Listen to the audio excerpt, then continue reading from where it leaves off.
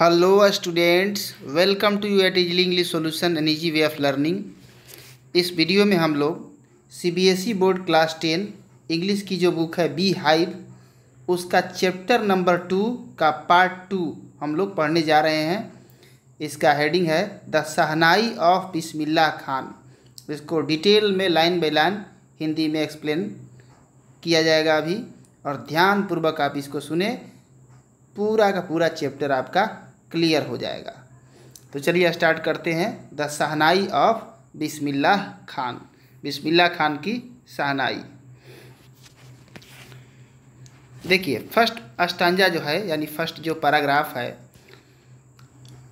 कह रहा है कि एम्परर औरंगजेब बैन कर दिया था। क्या चीज़ को? तो पुंगी नाम का एक म्यूजिकल इंस्ट्रूमेंट था, उसको एम्परर औरंगजेब ने बैन कर दिया था। और राजकीय जो दरबार था, उसका जो राजा का कोर्ट था, उस कोर्ट में दरबार में उसको बजाना नहीं था, मतलब वहाँ पे बजाना इसको बैन कर दिया। क्यों बैन किया? क्योंकि इसका जो साउंड था बहुत ही अनप्लीजेंट, यानी एकदम कष्ट देने वाला आवाज़ पैदा करता था, ये जो पुंगी था। अब पुंगी एक जेनरिक ऐसे ही नेम बन गया। पुंगी का मतलब जितना भी रीडेड नॉइज मेकर्स हैं, यानी जो भी सरकंडे के बने हुए जितने भी वाद्य यंत्र थे जो आवाज़ करते थे हल्ला, उनके लिए पुंगी शब्द का प्रयोग होने लगा। कुछ लोगों ने तो ये सोचा कि एक दिन ऐसा आएगा कि यह रिव्यूड होगा, यानी यह पुनर्जीवित होगा, फिर से फर्म में आएगा। तो देखिए कैसे फिर से फर्म में आया भी पुंगी जो है, और फर्म में जब आया तो एक नया रूप धारण करके, वास्तव में एक बार्बर था, यानी कि एक हजाम था, जो कि प्रोफेशनल म्यूजिशियन के परिवार से था, पेशेवर संगीतकार उसके यहाँ सभी थे, उन्हीं के परिवार से था, और राज दरबार तक उसका रॉयल पैलेस तक पहुँच था। तो उसने सोचा कि हम इसके टोनल क्वालिटी को इम्प्रूव करें, यानी इसकी साउंड की जो क्वालिटी है इसमें सुधार करें पुंगी का। तो उसने एक पाइप लिया बाँस का, यानी बाँस का ही स्टेम था, खोखला, उसी का पाइप लिया। वो लंबा पाइप था और चौड़ा भी था, और उसके बाद उसमें 7 छेद बना दिया उसने और पाइप के ऊपर। और जब इसको बजाया, मतलब बजाया कैसे, तो कुछ छेदों को बंद करते हुए और खोलते हुए, तो इसमें से बहुत ही मधुर और संगीतमय आवाज़ निकला। बहुत ही मधुर और संगीतमय आवाज़ इसके अंदर से निकला। अब देखिए क्या हुआ कि उसने इस इंस्ट्रूमेंट को राजा के दरबार में ले जा करके, औरंगजेब के दरबार में ले जा करके, और इसको जो है बजाया, तो सभी लोग जो है बहुत ही इम्प्रेस्ड हुए इसकी आवाज़ को सुनकर। और यह जो इंस्ट्रूमेंट था यह पुंगी से डिफरेंट था, तो इसलिए इसका अब नया नाम दिया जाने वाला था कि इसका क्या नाम रखा जाए। तो अब देखिए कहानी ये आगे बढ़ती है। तो चूँकि पहली बार यह जो वाद्य यंत्र था बजाया गया था, और शाह के दरबार में बजाया गया था, नाई के द्वारा बजाया गया था, इसलिए इंस्ट्रूमेंट का नाम क्या हो गया? शहनाई। इंस्ट्रूमेंट का नाम हो गया शहनाई। देखिए यहाँ चित्र दिया है, ये पुंगी है और ये शहनाई है, पुंगी और शहनाई। तो देखिए अब उसके बाद कहानी आगे बढ़ती है। हम लोग आ गए हैं पैराग्राफ 2 में। अब देखिए शहनाई की बात कर रहा है कि शहनाई की जो आवाज़ थी वह उसको समझा जाने लगा ऑस्पिशियस, यानी कि शुभ माना जाने लगा, और इस कारण से यह जो था ये बहुत दिनों तक बजाया जाने लगा। अभी बजाया जाता है मंदिरों में, या जो है नॉर्थ इंडियन वेडिंग्स में, उत्तरी भारत में जितनी भी शादियां हैं, शादियों में भी इसको बजाना एकदम अति आवश्यक है, इंडिस्पेंसिबल है। तो अब देखिए पहले की बात है कि शहनाई जो था नौबत का भाग था।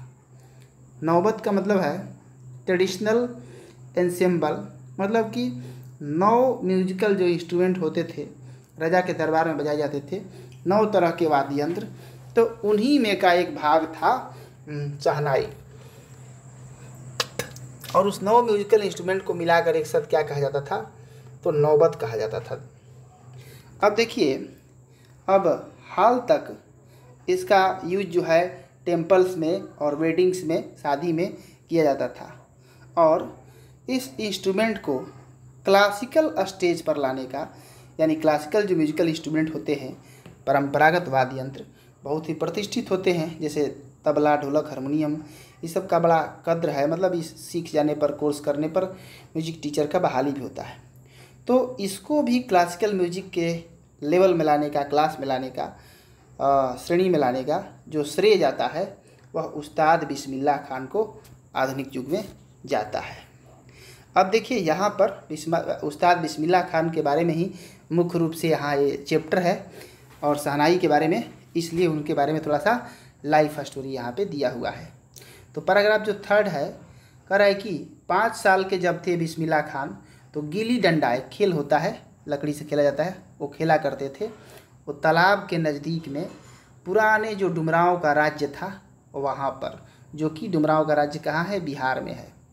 और वह प्रायः यानी रेगुलरली वो जाया करते थे। बिहारी जी का जो मंदिर है वहीं पर चैता गाने के लिए, भोजपुरी में चैता एक गायन होता है। और जब गायन ख़त्म होता था तो वो लड्डू उनको मिलता था, एक बड़ा सा 1.25 किलो का, 1.25 kg का इनाम के रूप में, बड़ा सा लड्डू। और वो लोकल जो महाराजा थे वहाँ के, वही इनाम देते थे। और यह बात हुई थी आज से 80 सालों पहले। और वो जो छोटा बच्चा था, आज ये तो 80 साल बुक में लिखा है, अब तो 80 साल से ज़्यादा ही हो गया, 100 साल करीब हो गया होगा। तो ये जो छोटा बच्चा था, उसके बाद जहाँ ये गिल्ली डंडा खेलने वाला और ये चैता गाने वाला बच्चा बहुत ही ऊंचा सफ़र तय किया अपने जीवन में, बड़ा सफलता हासिल किया। और इसने हाईएस्ट सिविलियन जो अवार्ड है, भारत का सबसे बड़ा जो है आम नागरिक को मिलने वाला जो सम्मान है, भारत रत्न, वह अवार्ड भी इस बच्चा ने आगे चलकर जीता। तो आइए अब इसके लाइफ पर जो है हम लोग प्रकाश डालते हैं कि कैसे जीता, क्या हुआ। देखिए, इनका जन्म जो है बिस्मिल्लाह खान का 21 मार्च 1916 में हुआ था। और बहुत ही प्रसिद्ध म्यूजिशियंस का जो परिवार था, संगीतकारों का बिहार में, उनके परिवार से बिलोंग करते थे। उनके जो दादाजी थे रसूल बख्श खान, वह शहनाई नवाज थे, यानी शहनाई बजाने वाले थे भोजपुरी राजा के दरबार में। और उनके जो पिताजी थे पैगंबर बख्श, वह भी और दूसरे भी जो पूर्वज थे, सभी के सभी एंसेस्टर्स, यहाँ पूर्वज सभी के सभी ग्रेट शहनाई प्लेयर्स थे, यानी बहुत महान शहनाई बजाने वाले जो है वादक थे। अब देखिए पैरा 5 में हम लोग आ गए हैं। तो यह जो युवक था, ये जो बच्चा था, बहुत ही शुरुआती जीवन में ही इसने म्यूजिक से अपना शुरू किया। और जब यह बच्चा 3 साल का हुआ तो वह अपने माँ के साथ गया, माने माँ उसको ले गई मैटरनल अंकल के घर, यानी मामा घर, जो कि इनका मामा घर था, ननिहाल था बनारस में, जिसका नाम वाराणसी है। बिस्मिल्लाह जी जो थे वो बड़ा ही फैसिनेटेड हुए, आकर्षित हुए उनके अंकल को देख करके, जो कि प्रैक्टिस कर रहे थे। अंकल प्रैक्टिस कर रहे थे शहनाई का, शहनाई बजा रहे थे, तो ये बड़ा इंटरेक्ट फील किया, आकर्षित हुए। तो जल्द ही बिस्मिल्लाह खान जो है उनके साथ रहने लगे, अपने अंकल के साथ, जिनका नाम था अली बख्श। और वो क्या करते थे, विष्णु टेम्पल में, विष्णु जी का मंदिर में बनारस में, वो क्या करते थे कि शहनाई बजाया करते थे अली बख्श। तो अली बख्श जो थे वो शहनाई बजाते वहाँ जा कर के, अब बिस्मिल्लाह जी वहाँ बैठ कर के मोहित हो जाते, घंटों तक उनका शहनाई बजाया हुआ देखकर बड़ा आकर्षित महसूस करते और देखा करते और सुना करते। अब देखिए धीरे धीरे क्या हुआ, तो धीरे धीरे ये हुआ कि उन्होंने स्टार्ट किया इसका लेसन लेना, यानी सीखना। और इस इंस्ट्रूमेंट को वह बैठ करके प्रैक्टिस करते थे पूरा का पूरा दिन भर। अब देखिए सालों वो मंदिर में आते रहे, बालाजी का मंदिर में, मंगला मैया के मंदिर में, और गंगा जी के तट पर जा कर के बैठा करते बिस्मिल्लाह जी।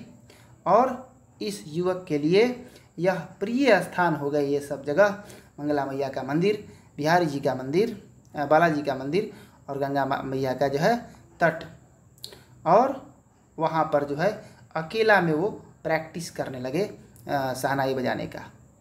और जो गंगा जी का बहता हुआ पानी था वो उनको इंस्पायर करता था, मतलब नया राग बनाने के लिए, और ऐसा वो मानते थे। और शहनाई का जो रेंज है, मतलब उससे ज़्यादा राग नहीं निकाला जा सकता है, धुन नहीं निकाला जा सकता है, लेकिन उसके रेंज से बढ़कर बिस्मिल्लाह खान जो है नए नए राग को इन्वेंट करते थे, उसे बना देते थे। तो यही एक उनकी खास उपलब्धि थी, जिसके चलते देखिए इतना फेमस हुए। अब देखिए क्या है आगे, कि जब 14 साल के थे बिस्मिल्लाह जी, तो वो अपने अंकल के साथ, मामा के साथ इलाहाबाद में म्यूजिक कॉन्फ्रेंस में गए। तो जब म्यूजिक कॉन्फ्रेंस ख़त्म हुआ तो वहाँ पर उनके शहनाई को सुनकर उस्ताद फयाज़ खान, यानी उनके संगीत को सुन करके उनका पीठ थपथपाए उस युवक का, और बोला कि कठिन परिश्रम करो, तुम इसको कर सकते हो।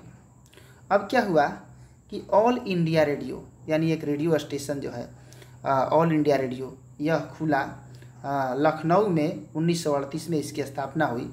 और बिस्मिल्लाह जी के जीवन के लिए बिग ब्रेक था।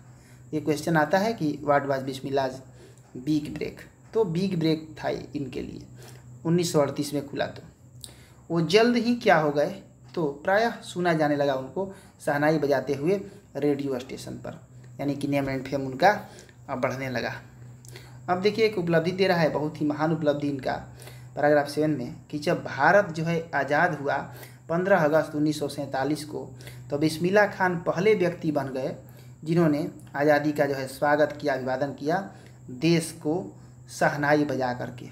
और उन्होंने अपना पूरा हृदय उड़ेल दिया राग काफ़ी में, यानी बहुत ही मन से राग काफ़ी बजाया उन्होंने लाल किला पर। और छोटे मोटे कोई श्रोता नहीं थे वहाँ पर, पंडित जवाहरलाल नेहरू भी थे सुनने वालों में, जो बाद में अपना बहुत ही प्रसिद्ध भाषण दिए जो बहुत फेमस है, ट्रिस्ट विथ डेस्टिनी। अब देखिए पैराग्राफ हम लोग 8 में आ गए हैं।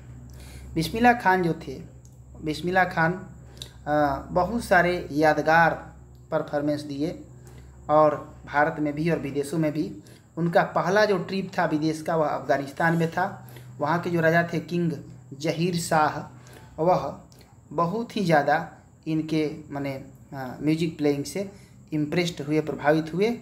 और उसके बाद उन्होंने गिफ्ट किया इनको बहुत ही महंगा पर्शियन कारपेट, यानी कि एकदम बहुत, जिसका कीमत नहीं लगा सकता है। और उसके बाद उन्होंने दूसरे भी गिफ्ट के आइटम्स जो है, कीमती आइटम्स जो है, इनको गिफ्ट किए।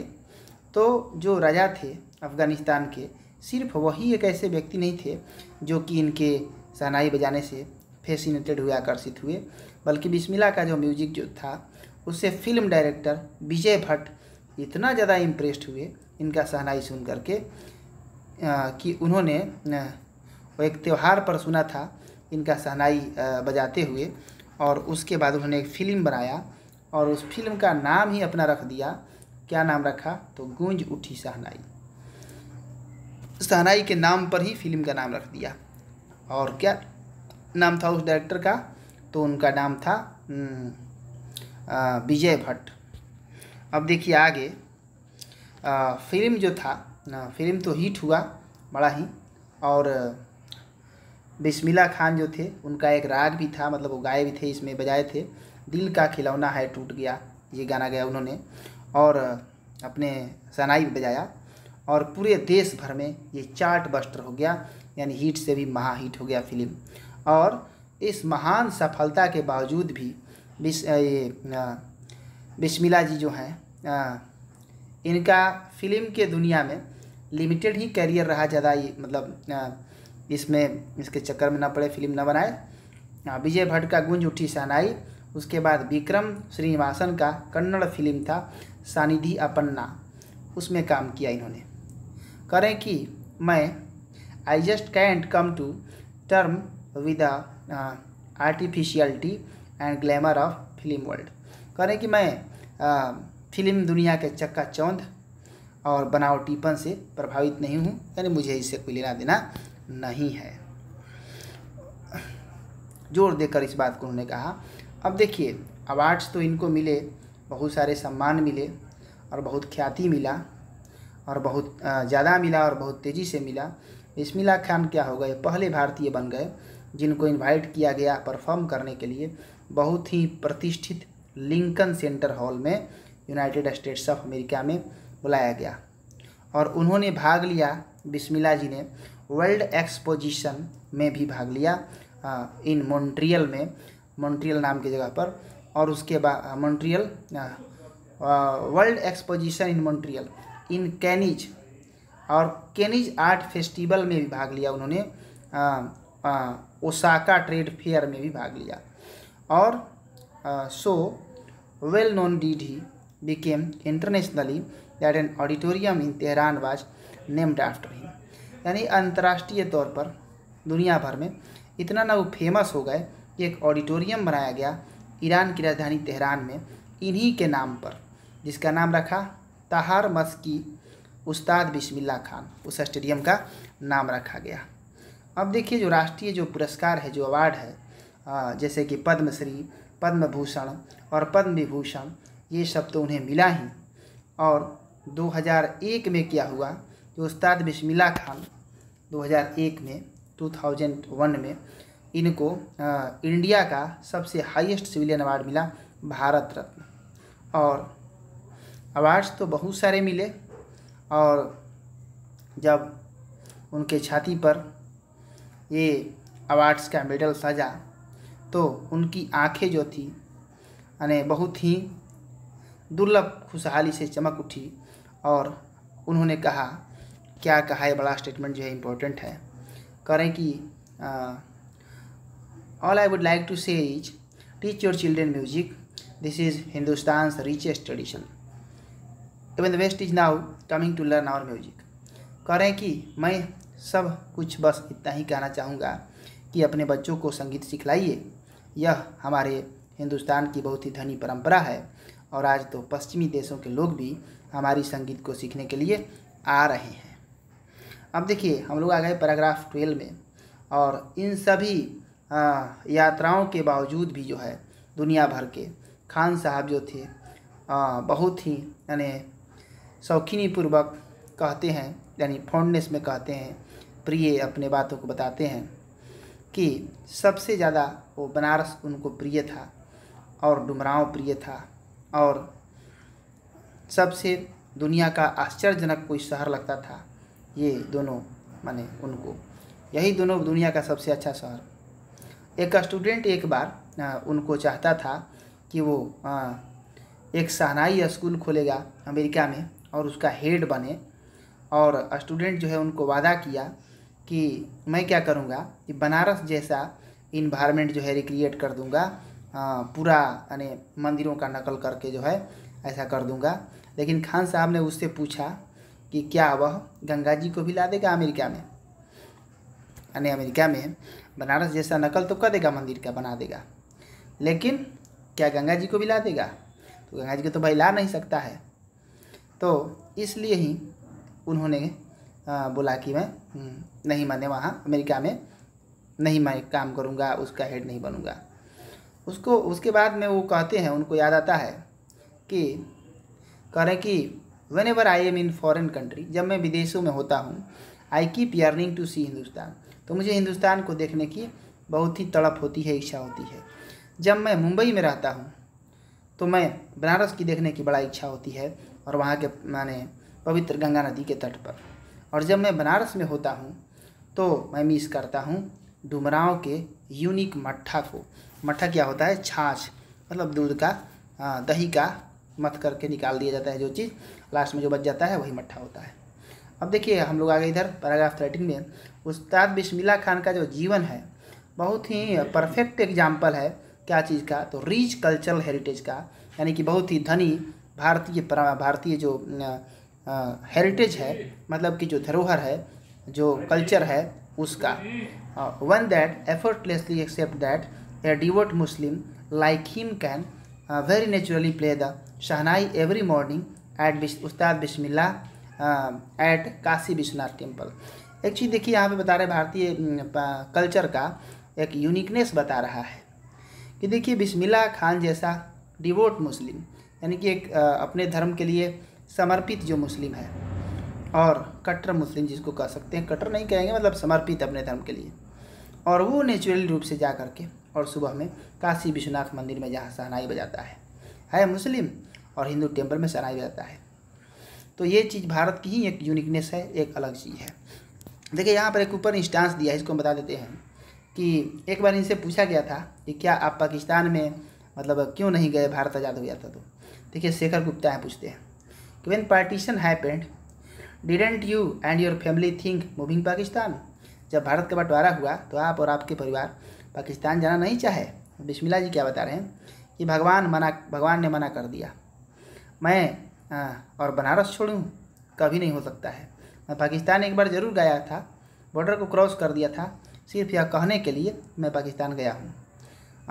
मैं वहाँ पर गया, 1 घंटा रहा, उसके बाद मैंने नमस्कार किया पाकिस्तान को और सलाम अलैकुम किया भारत को, और हंसने लगे उसके बाद। बिस्मिल्लाह जी। अब देखिए यहाँ पर एक बात दिया है लास्ट में कि उस्ताद बिस्मिल्लाह खान जो है वो गुजर गए, यानी चल बसे, मर गए, जिसको बोलते हैं स्वर्ग सिधार गए 21 अगस्त 2006 को 90 ईयर्स यानी 90 साल की अवस्था में। बहुत ही ज़्यादा बीमार थे लंबे समय तक, और उसके बाद उनका अंतिम संस्कार किया गया। सरकार की तरफ से जो है उनके लिए शोक मनाया गया। एक दिन का जो है नेशनल मॉर्निंग माने शोक, MOURNING है, ठीक है, MOR नहीं है। तो राष्ट्रीय स्तर पर शोक घोषित किया गया उनके लिए सरकार की तरफ से, उस्ताद बिस्मिल्लाह खान के तरफ से, और उनको श्रद्धांजलि दी गई।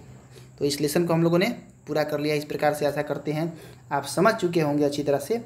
और नेक्स्ट वीडियो में यदि किसी चैप्टर का आप चाहते हैं मतलब एक्सप्लेनेशन, उसको अच्छी तरह से हिंदी में बताना, तो आप बताएंगे नेम लिखकर कमेंट में, और उस चैप्टर का मैं वीडियो बना दूंगा। ठीक है, बहुत बहुत धन्यवाद इस वीडियो को देखने के लिए।